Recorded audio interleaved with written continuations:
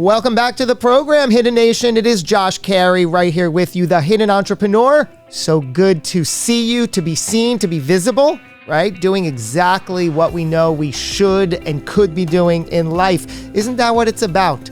Today I'm sitting with Jumi Aluko. Hello, hello. So good to see you. Thanks for having me, Josh. Why wouldn't I? Is there Good any question. reason I wouldn't? And I'm glad we were able to coordinate this schedule. We made this happen pretty quickly. Yeah. And you have someone here with you who I think is also helping the production. So that's everybody's chipping in. It's wonderful. Tell me about your company name. Say the name. Okay, so my company name is Dunni Weddings and Events. And your name is Jumi. My name is Jumi. However, Dunni is actually my first name, my official first name. your birth name. My birth name, exactly. Legal. My Nigerian-given name. Nigerian-given. Tell me Yes. all about this. So I'm Nigerian. My parents are both born in Nigeria. I was born here in the States. However, I have a beautiful name that is actually Oluwadunni. And so my business name is named after that, which is my first name. How and when and why did Jumi birth? So Jumi came together because that is my middle name. Oh, boy. It's a shortened version of my middle name. It's my nickname. My middle name is actually Jumoke. So from the beginning, middle, and end, what is your full name? Ooh, all of that on air, Josh? Well, just the first two, maybe. Okay, You don't so have to. we already talked about Oluwadunni. That's the first name. And then Ola Jumoke is the middle name. It's beautiful. Thank you. Yes. Thank you. Have you been to Nigeria? I have. Yeah, I tell me about that. I've been a number of times. Hasn't been for a while now because it's a long trip. And when you go there, you want to stay there for a long time. So the last time I went was actually my grandfather's funeral.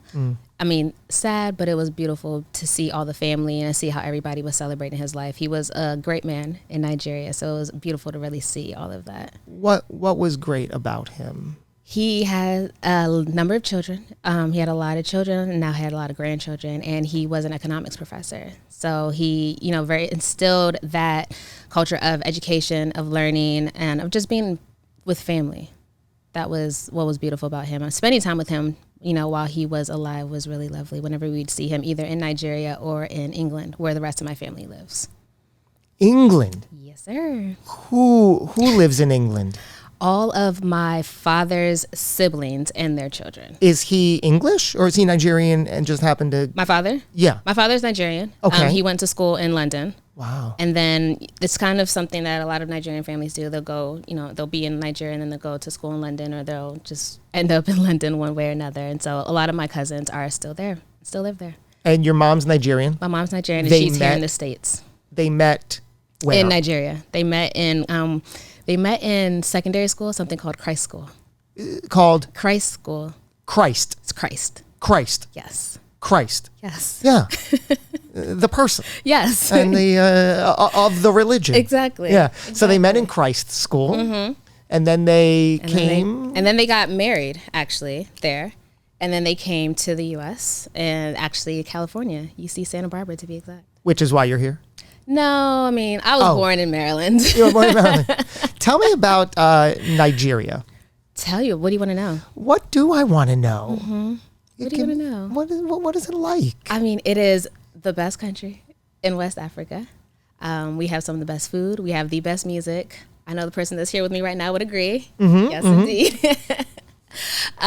It's just a beautiful country, beautiful people. We are a very joyous group of people, and it's just, I feel a huge sense of pride being Nigerian. Of course, why not, right? Do you your pride of that, is that a through line in everything you do? Absolutely. How so?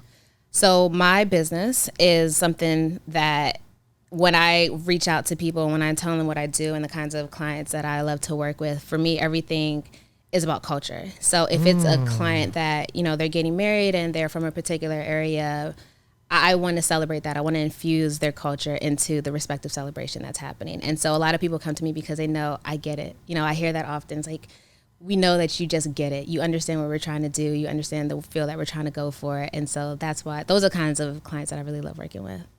Your look from head to toe is a lot of adjectives can describe it. All positive, mind you. Seriously though, right? Like none of it is lost. Thank you. Has this been an evolution for a while, or did you, from young age, you were like, I got this? I would like to say from a young age, I got this, but it's an evolution where I love color, and that stems from my culture. You know, when you look at our fashion, it's nothing dull.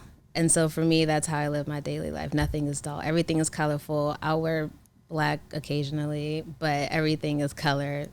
Not too over the top, but, you know, very put together. How I've learned that what you're talking about has to start from within. It took me decades to get to a place where I could acknowledge that and sort of live that, right? Like feel that I can wear certain things, I can be certain things. Were you always a confident, vibrant girl? I was. I think I've always been a rebel when it comes to doing things a particular way. You've been a rebel. Yeah. You know. Give me an example. What's an example I should talk about? Is there an example? Does your friend want to? No, she's not allowed to be on that. Well, you said rebel. I didn't say rebel. I mean, it's just one of those things where I always question. I'm always like, why? Why do I have to do it this way? Why can't I do it a particular way? Why do I have to dress this way? Why can't I wear certain things this way? Do you think that's a good? Everybody should sort of poke and prod and question? Is that what we're talking about? Yeah, I believe everybody should have a spirit of investigation, a spirit of why, a spirit of non-conforming. I think everybody should kind of have that.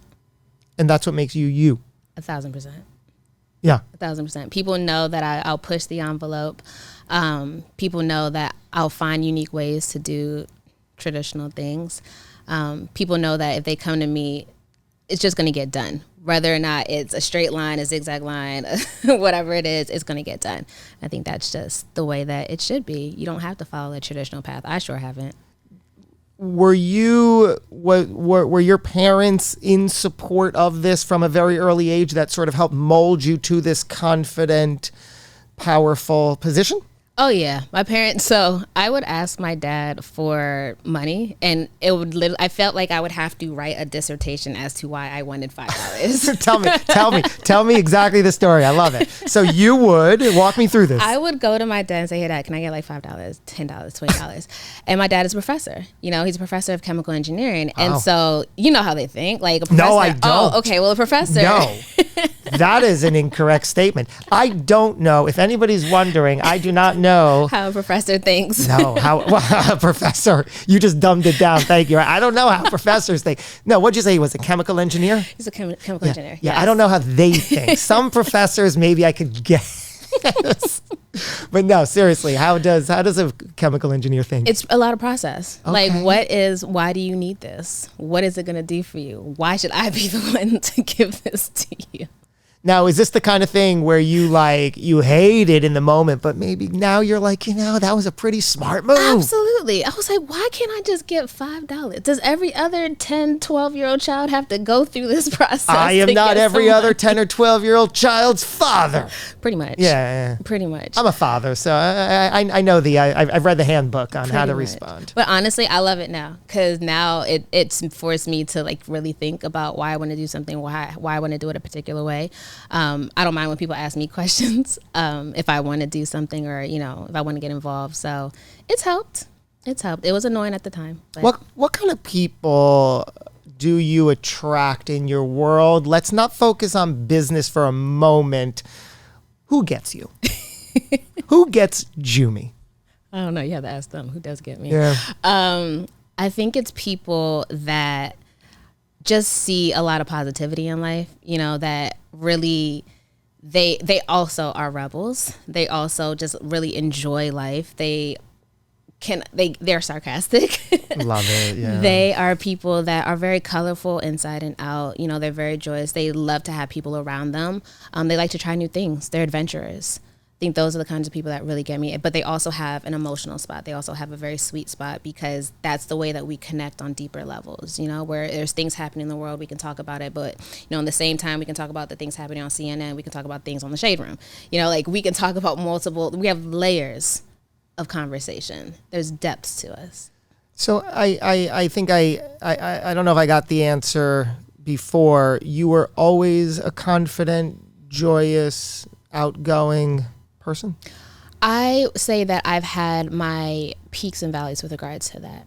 I think that life has definitely thrown its mess at me. But full transparency, I've gone through therapy. You know, I've done a lot of self-work that it's helped me go from that place where it felt dark. It felt like, oh, God, I don't know who I am. I don't know what I want to do, to the place of, yes, I'm confident and capable. But that required being intentional about how I wanted to feel. You know, I've taken those not personality, I guess they are personality tests, where at one point, you know, I would be the person that's kind of closed off emotionally. Now all of my top scores are all about emotions. I'm very in touch with my emotions. I'm very in touch with how I want other people to feel, how I want to feel, without putting other people first. You know, because if you don't have a healthy you, if you don't have a whole you can't do anything outside of that. Peaks and valleys, dark days, you said. What was going on, one of the darkest? It's family related stuff, you know, where you want everybody to be okay and you can't fix that. You kind of just have to let things play out as they play out. And that's really hard to see. It is, right? You're saying from those we love and we're around, it's tough to watch, especially knowing that there's really not much we can do. Is that what you're talking about? Exactly. And how do you get through that? So how did you work yourself through that? I'm a believer. You know, I have a strong relationship with God, and, you know, prayer and just surrounding myself with similar people and just asking for that kind of support really did help me. Developing my own relationship there really helped me just hone in and say, you know, I can't do it, but there's a greater power that can, and I'm going to put my trust in that. And that's not a magic bullet per se, right? No. So it's a process. It's a process. It's a process. It's trusting that process. It's patience. I haven't always been the most patient person, still working on that, but it's all part of that process and that journey of just being like, okay, this is how I'm feeling at this point. I don't want to feel this moving forward, but I'm going to work through that discomfort. So you have an established career now, several years, a handful of years. You're now out west. You weren't always here, but you were lucky enough to be asked to be a guest on Fox recently. That was when I was was working for LA Fashion Week as their PR media director. And so I was talking about what the upcoming season was looking like. And we were really highlighting and amplifying local LA designers who were going to be part of that season of shows. Did you love that role, or was it nerve-wracking? It was nerve-wracking. It was, of course, nerve-wracking. I was like, me? Like, why? Why would I be the one to talk about it? But it was good, because just being in that position to know that the organization trusted me to be the spokesperson and to provide encouragement to the designer who was also going to be on the segment, it felt good. It felt good to be in that role at the moment. Did that in and of itself help you? In what way? Anyway. It helped me see how much I've grown, where I've come from, and that is not my training per se, if you must say. You know, I got into working with LA Fashion Week where I was initially just going to be a volunteer. And then I got into this role as a media coordinator. And over the course of the seasons, it got to the point where it's like, they really trusted me to really lead and own that division of the organization, if you must say. So what allowed you to create your event company then? So my event company actually was created before I came out to LA. It was a case of I was working in healthcare, working in hospital, but I didn't see myself. Wait, as what? You're working in healthcare? Oh, yes. I was getting my graduate degree in healthcare administration. So I have a master's in healthcare administration. Right? You see? You get it. As you were saying. So I have a master's in healthcare administration. And during the course of the time that I was working at a university in DC, I was doing a lot of their events. So I was doing their board meetings, internal, external meetings, global conferences, came out to California and helped them do a conference. And I just really enjoyed it. And then I was working with the marketing and communications director, and I really, really enjoyed it. But I didn't see any roles like that in the healthcare space. So I graduated, and I was a clinical research coordinator in the government with that degree. And I was like, this is not it. I mean, I would want to wear stuff like this. They would tell me wear black, white, and gray. And I was just like, nah. So I actually, like, my first official job underneath of my business, I just decided to start a company. My sister, bless her heart, got me a book that said how to become a wedding planner. And I was like, what is this? This exists? Like, why are you giving me this? But it was actually helpful. So I started to do a little more research. I incorporated my business in Delaware. My first official client was a couple that I knew from a close friend of mine who wanted to get married in 3 months. So I helped them pull together their wedding in a few months. And that was when I was just like, yeah, I can do this. This is what I want to do. And it sounded crazy because here I was finished up my master's, working in clinical research. And now I was going into wedding planning. So what about that? Like the implication of that statement is what? That that's not gonna be put to use? Like, what do you say? My degree? Yeah. Yeah. It was just, it made no sense to literally anybody. They're like, you have a master's in a field that is in alignment with like an MBA. That you paid for. That right. Not a cheap amount either. Right. You asked your father for the $5 for the degree, right? And then here I was with a job in the government, and you know, in the DMV, when you have in DC, Maryland, Virginia area, when you have a job in government, that to most people is like, oh, you're set. You're good. You'll have a great retirement. You can move around. You're in. You don't leave once you're in, essentially. Yeah. I pieced out. I was like, this ain't it. You're like, I hear what you're saying, but. Pretty much. And I was like, I'm going to become a wedding planner. I was like, what? You don't need a degree in this experience to become a wedding and event planner. So it made no sense to anybody, but guess who doesn't matter in that decision? Anybody, am I right? Boom. So, but was there a buffer zone of, oh, but it doesn't make sense. Oh, am I? Should I? Can of I? Course. How For did you a reconcile long time. this? Yeah. I just kept on feeling with what I felt made sense to me. Like what I knew how I wanted to feel, and the way that I was going with the work that I was doing did not make sense. So I was just like, I can still put it to use, which ultimately I really was, because I did work with a lot of healthcare clients because I understood the language. And so I've continued to use my school knowledge with the clients that I've worked with and the content that I've worked with as well. So it hasn't been completely for naught. It's just, I'm not a director in a hospital right now. Aside from any voice in your head, who was a powerful external voice saying WTF? We don't have enough time to list the names. Really? Yeah. Really? Yeah. And so was there internal conflict? Yeah, because I'm a people pleaser. Okay, now we get into it. Now we get into it. Go ahead. Me too. I am. I know. We gotta.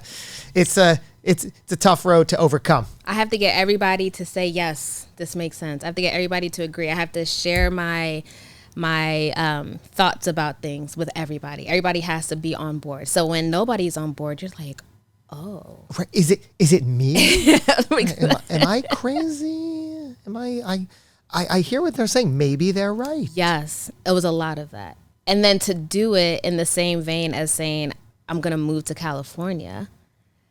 Now people thought I really needed to be institutionalized. So it was like, you're going to leave your job and move to California where you don't have a job and you don't know people. You have no community, no family, no nothing. And I was like, yeah. But why California? Was there something that was at least starting you here where you're like, I'm going to go there because opportunity? Like, why California? The sun. The sun. Good enough answer.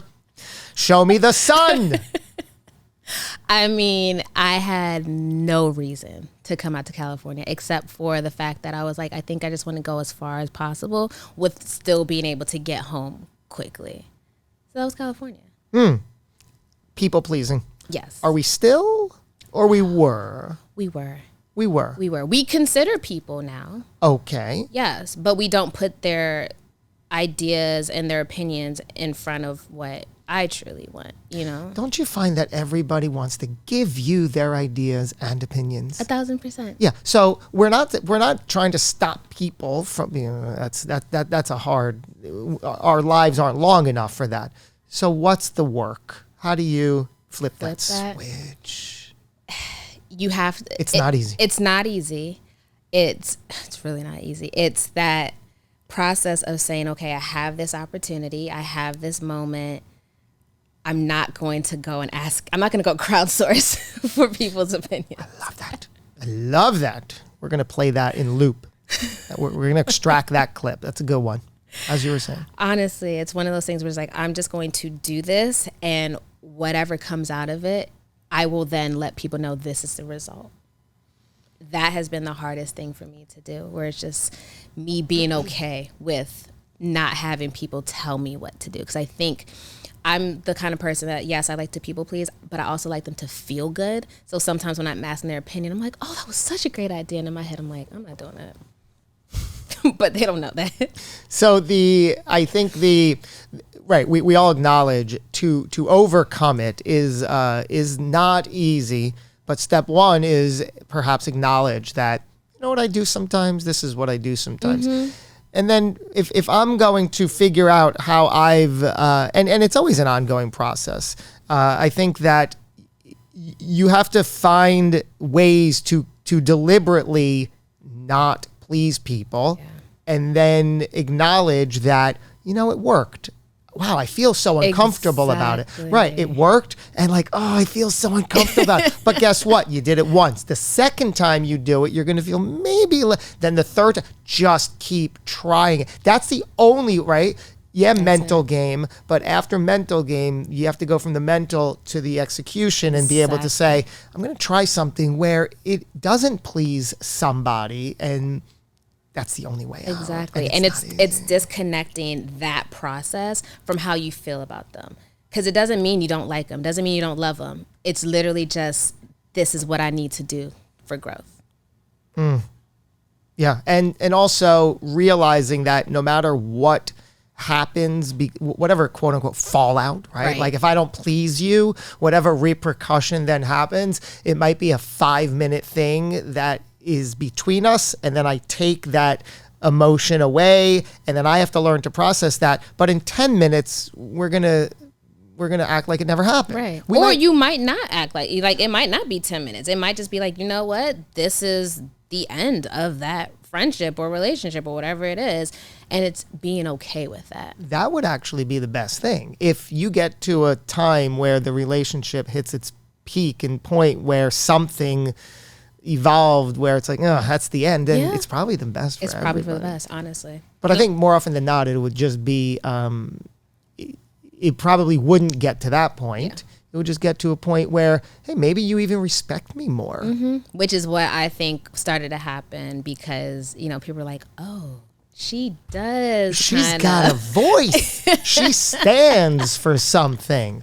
But it's literal, because we're all playing a part. We're all in a role. We all have an identity that we're trying to either create for ourselves or validate. In my case, my situation for decades prior to where I am today, I played the role that others defined me as, right? The way I believed others saw me and thought of me, I was like, okay, you're right. I could do that, right? You think that little of me?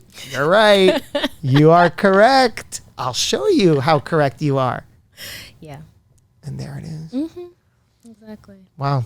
Exactly. So it's been a journey, but it's one that I wouldn't trade for anything, honestly.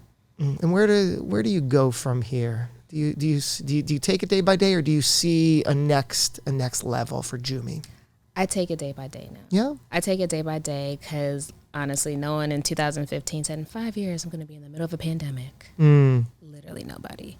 So for me, it's, let me be okay where I am right now and let me enjoy these moments. I am a strong believer in that. I'm a strong believer in just enjoying what's around in the moment, enjoying what's coming in the next day or two, but really just focusing on the here and now. Well, I happen to adore this here and this now because of you. Sharing this moment with you is just amazing. What final thoughts would you wrap this up? What have we been saying? What does someone need to hear?